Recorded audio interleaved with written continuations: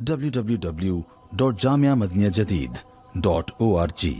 WhatsApp group number +92 333 424 9302. الحمدللہ رب العالمین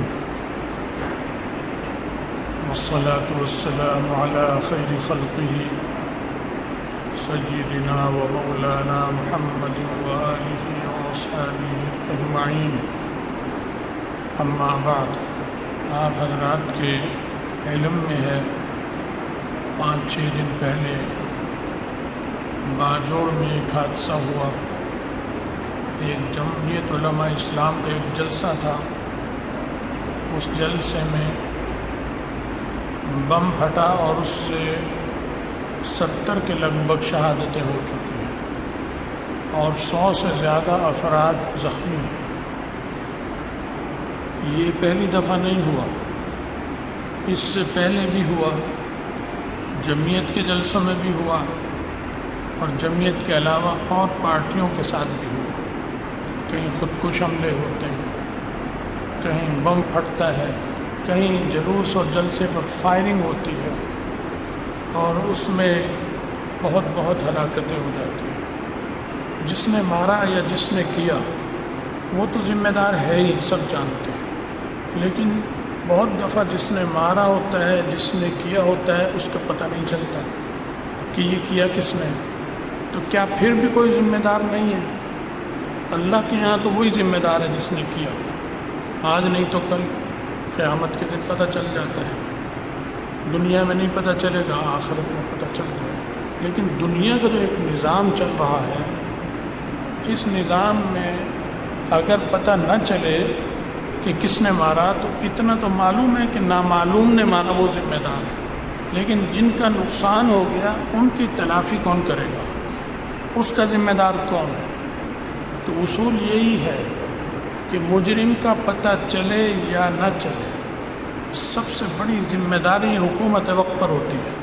کسی کی بھی حکومت ہو، فوج کی حکومت ہو، پیپلز پارٹی کی ہو، مسلم لیگ کی ہو، جمعیت علماء اسلام کی ہو، حکومت ذمہ دار ہو کہ اس نے اس کا انتظام کیوں نہیں کیا حفاظتی، اور کرنے کے باوجود ہو گیا تو یہ اس کی ناکامی سمجھی جاتی ہے.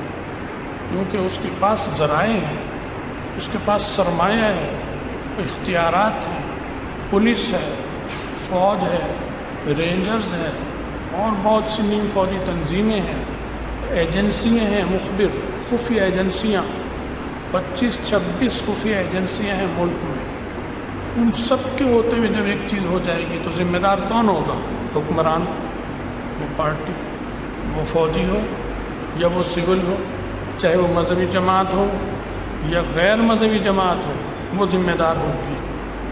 اسے تسلیم کرنا پڑے گا، اسے مجرم لانے پڑیں گے اور اس کو جو مقتول ہوئے ہیں ان کی دیت دینی پڑے گی حکومت کو.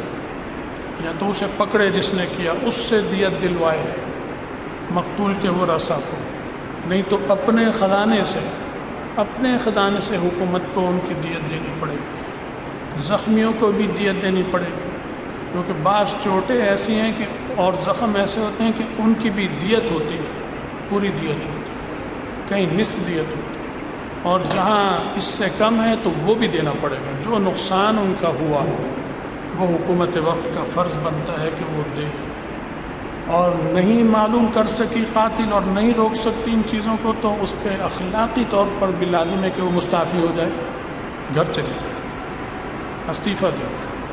کوئی سی بھی حکومت ہو، کسی پارٹی، ایک اصول ہے سب کے لیے، لیکن اس اصول پر ہمارے ہاں تو عمل نہیں ہے. 70 سال سے زیادہ ہو گئے ملک کو بنے ہوئے، کوئی دیت نہیں دی جاتی. کتنی عورتیں بیوہ ہو گئی ہیں، کتنے بچے یتیم ہو گئے، ان کی پرورش، ان کی دیکھ بھال، ان کی کوئی ذمہ داری حکومت نہیں ہوتی. اس قسم کے حادثات میں تو اول تو یہ فعل ہی بتلا رہا ہے یہ چیزیں یا اس قسم کے حادثات جس جماعت کے ساتھ بھی ہوں یہ قابل مذمت ہیں اور حکومت کی ناکامی کی علامت اور نشانی ہے. یہ بات آپ سب لوگ مانتے ہیں، تسلیم کرتے ہیں. یہ تو ایک اصول ہے سیدھا سادہ سا اصول. گھر کا سربراہ ہوتا ہے باپ باپ نہیں ہے تو دادا، چچا، بڑا بھائی، اسے ہر ایک اس گھر کا ذمہ دار سمجھتے ہیں۔ کوئی بات ہوگی اس سے بات کریں گے اور اسے ذمہ دار ٹھہرائیں گے۔ اس کو اس نقصان کی تلافی اور ذمہ داری قبول کرنی پڑتی ہے۔ گھروں میں بھی یہی ہے، محلوں میں بھی یہی ہے، اور ملکوں میں بھی یہی ہوتا ہے۔ تو اتنا بڑا سانحہ ہوا، اتنا بڑا ظلم اور زیادتی ہوئی ہے، جس میں پاکستان کے شہریوں کو، پاکستان کے عوام کو باجوڑ میں اس قسم کا اس انداز کا ان کا قتل عام ہوا، اور ابھی تک اس کی تلافی کی کوئی بات حکومت نے نہیں کی۔ جا کے ہسپتال میں پوچھ لینا، دیکھ لینا، یہ کچھ نہیں ہے۔ تم مت جاؤ، تمہیں کوئی نہیں بلا رہا، نہ گورنر آئے، نہ صدر، نہ وزیر اعظم، نہ فوج کا چیف، کوئی ضرورت نہیں آنے کی۔ ان کے نقصان کی تلافی کرو، جو ضروری چیز ہے وہ یہ ہے۔ آپ نے اگر نقصان کی تلافی کر دی، انہیں دیت ادا کی، یتیم بچوں کی کفالت حکومت نے اپنے ذمے لے لی، تو سمجھ لیں کہ آپ نے ان کے گھروں میں جا کر مرہم رکھ دیا، چاہے آپ جائیں یا نہ جائیں۔ یہ ذمہ ہے آپ کا، یہ فرض ہے۔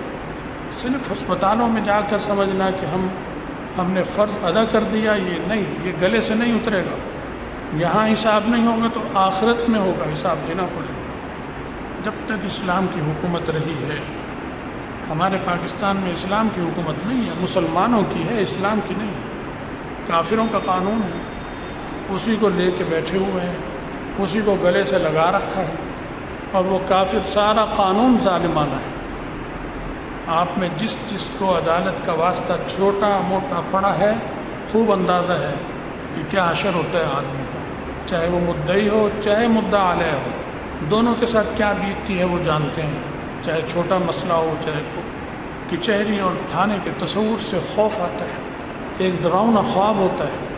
اسلام میں تو ایسا نہیں تھا، اسلام میں تو بہت خوشنما خواب، سہانا خواب ہوتا ہے۔ مدینہ منورہ میں جب رسول اللہ صلی اللہ علیہ وسلم حیات تھے تو آپ ہی سربراہ مملکت بھی تھے، نبی بھی تھے، سربراہ مملکت بھی تھے، اور قاضی بھی تھے، جج بھی تھے، سب کچھ آپ تھے۔ اور آپ کے عدالت میں مدعی آتے تھے، مدعیہ آتی تھی، عورت بھی آتی تھی، وہاں پہنچتی تھی اور بے دھڑک، کوئی پہرا نہیں تھا، کوئی فیس نہیں تھی کہ تمہاری کیس کی سماعت ہوگی، نبی علیہ السلام نے کرنی ہے، پہلے اتنی فیس جمع کراؤ، اسٹامپ پیپر لو۔ کوئی فیس نہیں تھی، کوئی انتظار بھی نہیں تھا، چاہے آپ کے پاس کچھ لوگ بیٹھے ہوں یا نہ بیٹھے ہوں، وہ سیدھی پہنچتی تھی، پہنچتا تھا، اپنی تکلیف بیان کرتا تھا، اور جاتے ہوئے اسے خوف نہیں محسوس ہوتا تھا، اسے سکون محسوس ہوتا تھا، ایسا سکون جیسے گھر سے باہر بچے کو کوئی تھپڑ مار دے اور وہ دوڑا ہوا گھر میں باپ اور ماں کی طرف جاتا ہے، تو کیا وہ خوف کے عالم میں ہوتا ہے جب باپ کی طرف جاتا ہے؟ جب ماں کے پاس جاتا ہے تو اس پہ خوف طاری ہوتا ہے، کوئی لرزہ طاری ہوتا ہے؟ نہیں، وہ ایک سایہ دار درخت کے اسے تصور ہوتا ہے، ایک ٹھنڈی چھاؤں میں جا رہا ہوں، ایک سایہ دار درخت، پھلدار درخت ہے جو مجھے اپنی آغوش میں لے لے گا، اس تصور سے وہ جاتا ہے ماں اور باپ کی طرف۔ یہی تصور پورے ملک میں رعیت کے لیے ہونا چاہیے کہ جب وہ عدالت میں جائیں تو بے دھڑک جائیں، بے خوف جائیں، ایسے جائیں جیسے اپنے باپ کے پاس جا رہے ہیں، اپنی ماں کے پاس جا رہے ہیں۔ کیا آج ایسا تصور ہے؟ اگر کسی کو ہائی کورٹ جانا پڑ جائے، سیشن کورٹ، سول عدالت، ہائی کورٹ، سپریم کورٹ میں جانے میں یہ حال ہوتا ہے؟ سب سے پہلے آپ کی جیب خالی کریں، چھوٹی سی بات کریے، اتنے پیسے دو، حالانکہ یہ حکومت کی ذمہ داری ہے، لیکن آپ سے پیسے مانگیں، پھر بھی آپ کو انصاف نہیں ملتا، ٹھوکریں کھاتے رہتے، در بدر کی ٹھوکریں۔ تو آپ اس بات سے اتفاق کرتے ہیں کہ یہ جو واردات ہوئی اس کی ذمہ دار، یا اس جیسی جو بھی وارداتیں ہو رہی ہیں ملک میں، اس کی ذمہ دار کون ہے؟ کون ہے؟ حکومت وقت، جس کی بھی حکومت ہے وہ اس کا ذمہ دار، وہ اس کی تلافی کرے، اس کی دیت دے، ان کے بچوں کی تعلیم و تربیت کی ذمہ داری حکومت لے۔ اگر نہیں لے گی تو آپ اور ہم سب اس کی مذمت کرتے ہیں یا نہیں کرتے؟ سب کرتے ہیں۔ یہ بہت تکلیف دہ حادثہ ہوا، اور یہ باقاعدہ ایک جو اب تک سامنے آیا ہے، داعش نے تسلیم کیا ہے، داعش نے ذمہ داری لی ہے۔ داعش ایک تنظیم ہے جسے امریکہ نے، اسرائیل نے اور مغربی نے بنایا ہے، وہ اسے پیسہ، سرمایہ، اسلحہ سب کچھ دماغ دیتے ہیں، اور راہ بھی ان کے ساتھ ملی ہوئی ہے بھارت کا، راہ کا اور امریکی ایجنسی کا اور اسرائیل کی جو موساد ہے، ان سب کا ملا کر یہ بنا ہوا ہے، جو عرب میں بھی ہے، وہاں بھی تباہ کر چکی ہے، پورے شام کو تباہ کر چکی ہے، لیبیا کو تباہ کر چکی ہے، یمن کو تباہ کر چکی ہے، عراق کو تباہ کر چکی ہے، سب کو، افغانستان میں بڑی تباہی مچائی، اب بھی طالبان سے ان کا تصادم ہے، پاکستان میں بھی وہ سرگرم ہو رہی ہے۔ اس لیے ہمارے ذمہ داروں کو بہت ہوشیار چوکس رہنے کی ضرورت ہے اور عدل اور انصاف سے کام لینے کی ضرورت ہے، جن کا نقصان ہوا ان کی تلافی کیجیے۔ لہذا ہم جو بھی شہید ہوئے ہیں، ہم ان کے ساتھ، ان کے غم میں ہم سب مسلمان برابر کے شریک ہیں، ان کے دکھ میں شریک ہیں، جو زخمی ہوئے ہیں ان کے لیے ہم سب دعا گو ہیں، جو شہید ہوئے ہیں ان کے لیے بھی دعا گو ہیں کہ اللہ ان کی شہادتوں کو قبول فرمائے، ان کے پسماندگان کو صبر جمیل عطا فرمائے، جو زخمی ہوئے ہیں اللہ ان کی نقصان کی تلافی فرمائے، ان کو جلد صحت کاملہ اور عاجلہ عطا فرمائے۔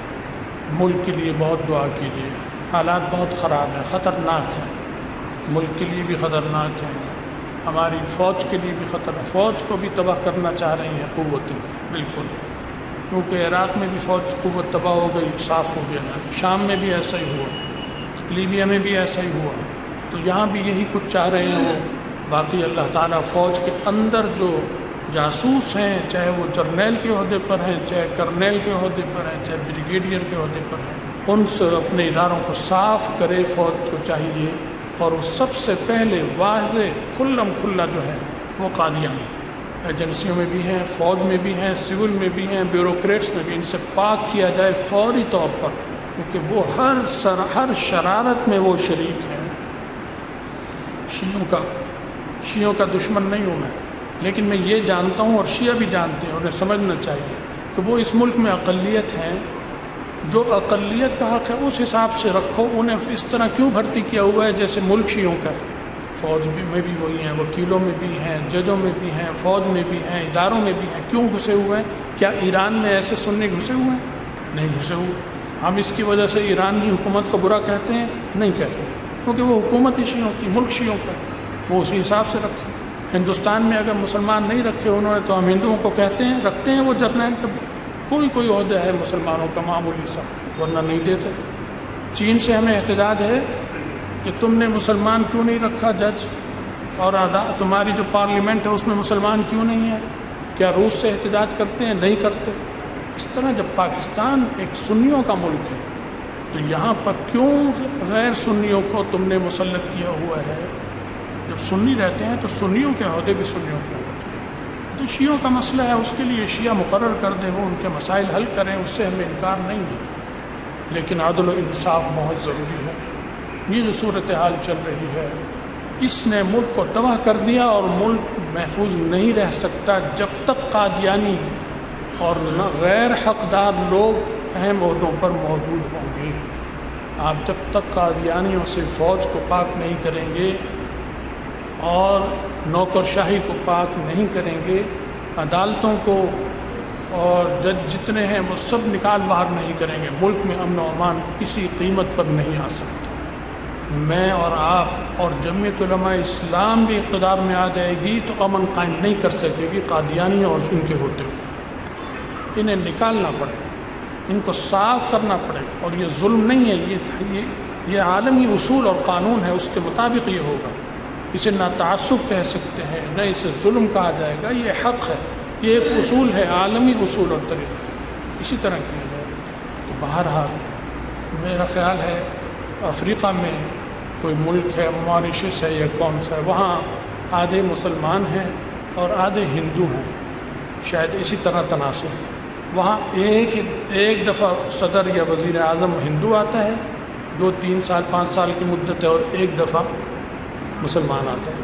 تو یہ ایک عالمی طریقہ ہے، اصول ہے، یہ ایک تعصب نہیں ہے۔ اس سے امن و امان قائم ہوتا ہے، اس سے ملک کا نظام صحیح چلتا ہے، ورنہ نظام خراب ہوتا ہے۔ اللہ تعالیٰ ہمارے حکمرانوں کو سمجھ دے اور سازشی عناصر اور قادیانی عناصر، ان سے ہمارے ملک کو اور ہمارے اداروں کو پاک اور صاف کرے، ان کے شر سے حفاظت فرمائے، ہم میں اتفاق اور اتحاد عطا فرمائے، ہم سب کا خاتمہ ایمان پر فرمائے، اور آخرت میں رسول اللہ صلی اللہ علیہ وسلم کی شفاعت اور ان کا ساتھ نصیب فرمائے۔ وآخر دعوانا الحمد للہ رب العالمین۔